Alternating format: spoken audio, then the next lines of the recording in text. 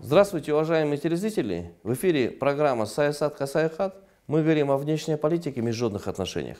Сегодня мы завершаем цикл передач 2021 года. Мы говорим об итогах 2021 года на глобальном уровне, региональном и на уровне нашей страны Кыргызстан.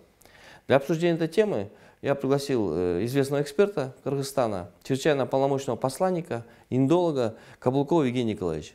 Здравствуйте. Здравствуйте. Евгений Николаевич, большое спасибо, что вы нашли время. И вот в программе «Саясат Хасаяхат» я бы хотел сейчас ваше мнение узнать. Какие итоги для вас лично этот год, 2021 год, был? Ну, что касается меня лично, знаете, я же пенсионер, да, у пенсионеров, кстати, не бывает крутых поворотов в жизни. И это не то, что было, когда раньше я работал, там действительно были такие повороты в жизни. А сейчас, в общем-то, жизнь размеренно вошла в свою колею.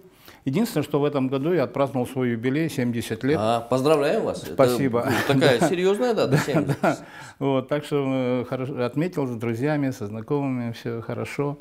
Вот, и все-таки надеемся, что все-таки в следующем году будет еще лучше. Пандемия завершится, да? Не завершится, хотя бы снизится очень значительно.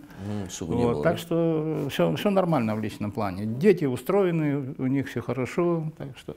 Спасибо большое. Теперь вот, Евгений Николаевич, итоги года на глобальном уровне. Что вы видели? Может быть, яркие события, которые вот именно 2021 год, а он все-таки был непростой год, он оставил в вашей памяти вас как специалиста? Ну, знаете, действительно был этот год, уходящий год был очень сложным в международных отношениях. Но в первую очередь были, так сказать, усложнялись отношения России с НАТО, России с Соединенными Штатами Америки. Вот, знаете, прошли даже, значит, одна встреча вживую, одна в режиме онлайн Путина и Байдена, вот, где президент Путин определил красные линии, так сказать, через которые бы он не советовал переступать.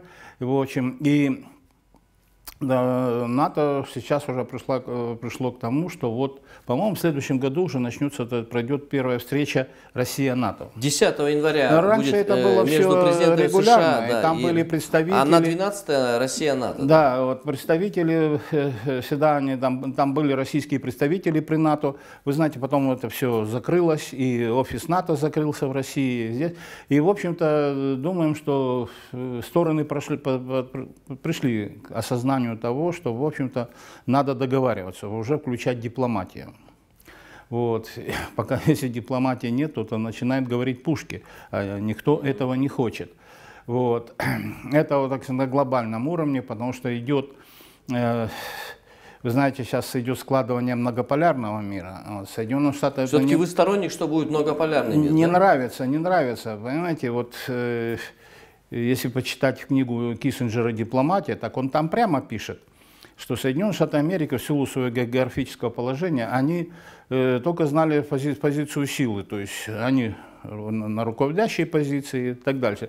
А что такое баланс интересов, находить баланс сил, это не для Соединенных Штатов Америки.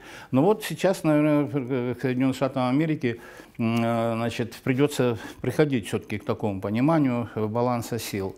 Вот. Но что касается у нас, нашей республики, то, скажем, здесь у нас прошел один из важных мероприятий, это вот по линии Евросоюза. Да? Значит, у нас прошел деловой форум Евросоюз, Центральная Азия.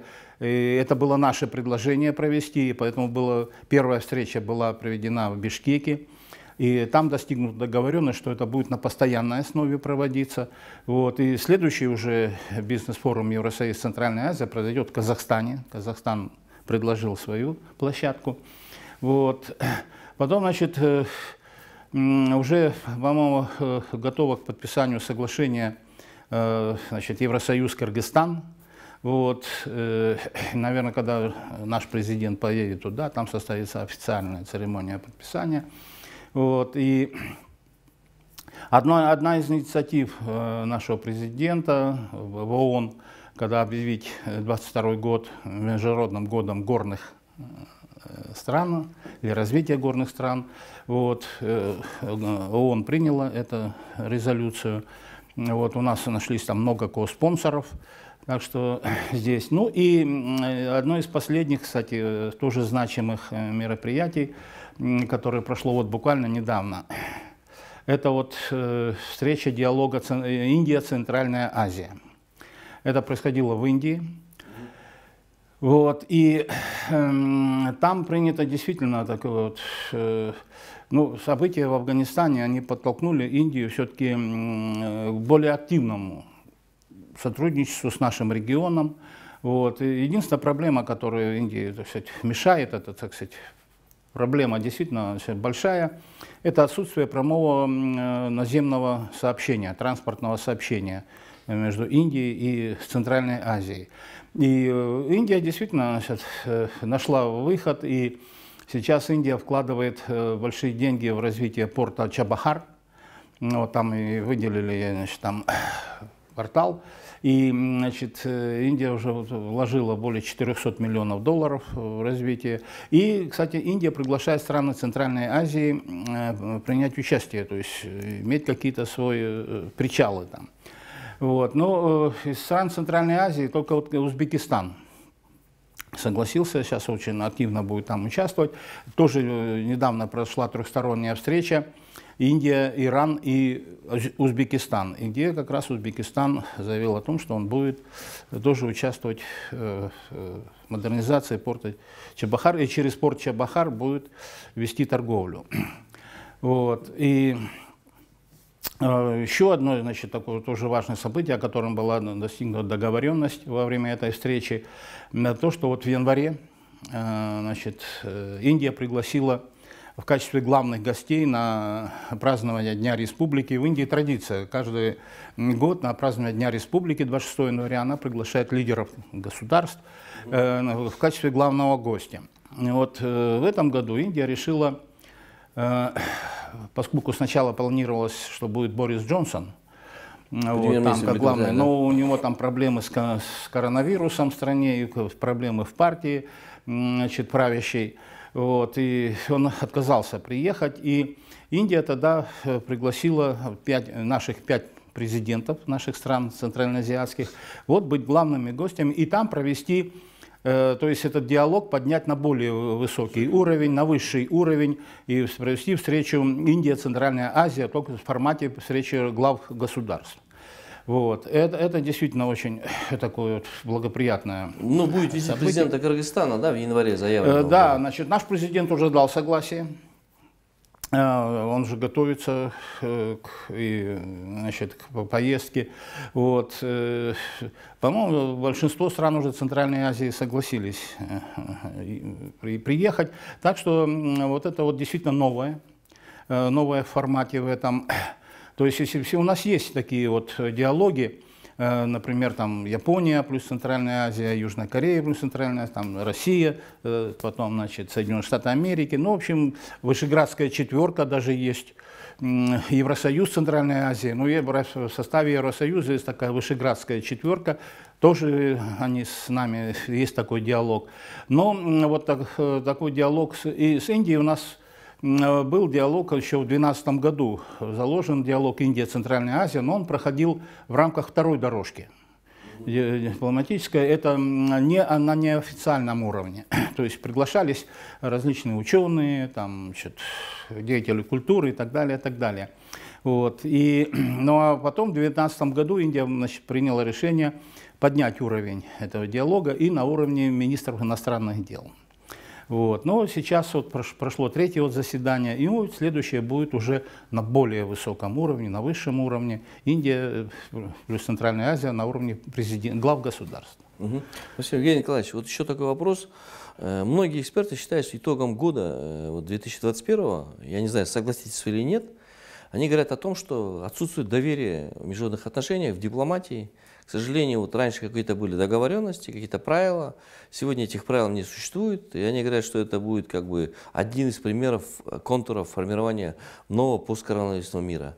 Нету никакой стратегической стабильности. Всех пытаются решать силовым путем, военным путем. И необходимо пересмотреть всю систему международных отношений. Согласны вы с этим? Нет, ну да, есть доля правды того, что вы сказали. И действительно ситуация очень сложная. И я считаю, что, например, что ухудшение вот этой ситуации все равно то есть виноваты, в общем, в основном западные страны. Ну, вы вспомните, когда вот Скрипалей отравили, да, и появилось в дипломатии такое выражение «highly likely». Помните, что вероятно это вот по приказу Путина, там вот вероятно, прямых доказательств нет, да. И вот, кстати, в Германии недавно тоже, значит, выслали 2 дипломатов за то, что якобы по приказу из Путина, значит, был убит там чеченский один боевик, вот, который уже был... Но вы же знаете, есть спецслужбы же своих стран, которые не открывают многие вещи. Нет, ну обычно такие вещи согласовываются на самом высшем уровне. И опять прямых доказательств нет, но опять в Германии заявлено на суде, что вероятно, highly likely опять, понимаете, вот это появилось, вот это highly likely. И, кстати, они брезгуют вот такими какими-то ложными заявлениями и Соединенные Штаты Америки.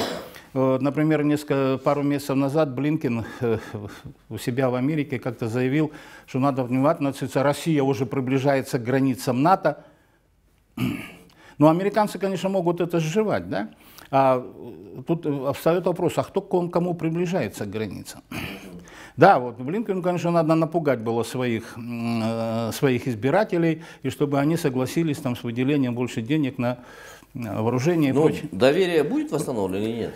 Ну, знаете, доверие будет восстанавливаться, но очень сложно. Да, Россия заявила о своих красных линиях, и вот, наверное, американская сторона заявила, что что-то с чем-то она не согласна, все, но это будет все-таки еще разговор идти вот уже в следующем году, уже будет претендовать. Конечно, никто войны не хочет.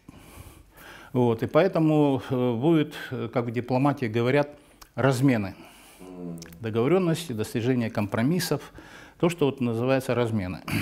Евгений Николаевич, еще такой итог. Некоторые говорят, что вот 2021 год ключевым событием это стал Афганистан. Вы с этим согласны? Да, знаете, Афганистан стал не просто каким-то событием регионального значения. Ну, да? Там остро пишут, шок был для них. Ну, да, это действительно шок. Кстати, никто не ожидал, что так быстро падет Кабул, да. Вот, значит, ну и действительно это стало шоком для всего мирового сообщества. Вот, пришел Талибан во 2-й раз. Талибы, и все ожидают, что там будет что-то очень страшное. Вот. Но хотя талибы заявляют, что они будут, да, и в правительстве постараются ввести лиц, там, чтобы было представлены многие силы. Потом будут там, значит, ну, в соответствии с шариатом, с нормами ислама, будут права обеспечиваться. Так далее, так далее. И самое главное, что было заявлено, что территория Афганистана не будет использоваться для различных террористических группировок, для нападения на соседние страны. Вот это талибы очень четко заявили. И в первую очередь они успокоили Китай, потому что Китай очень опасался, что... Вот, знаете, коридор, с Афганистаном граничит коридор. Синьцзянь-Уйгурский, а там очень сложная ситуация в Синьцзянь-Уйгурском автономном районе.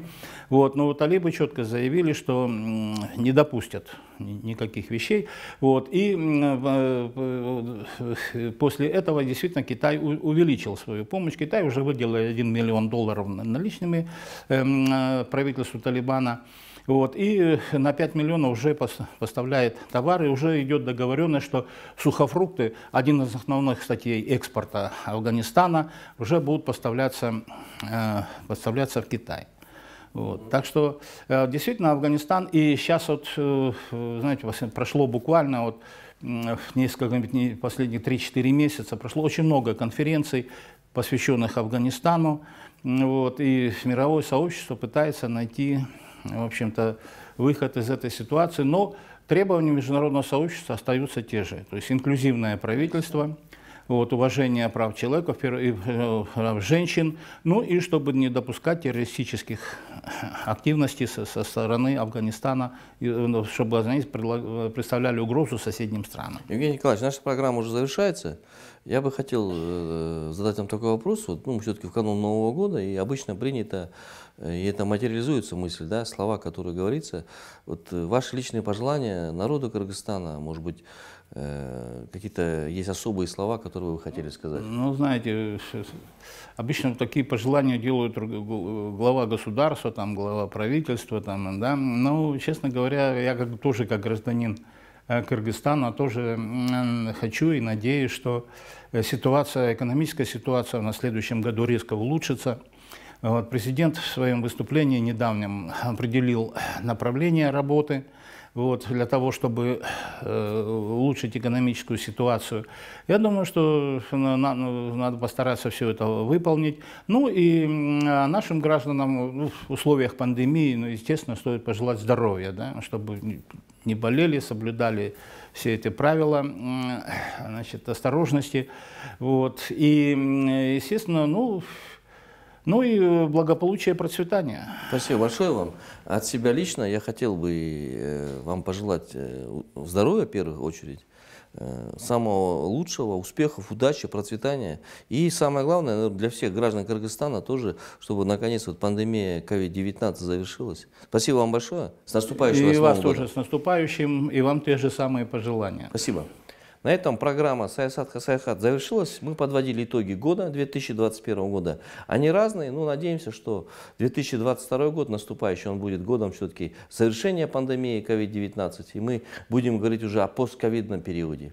На этом программа завершилась. До свидания.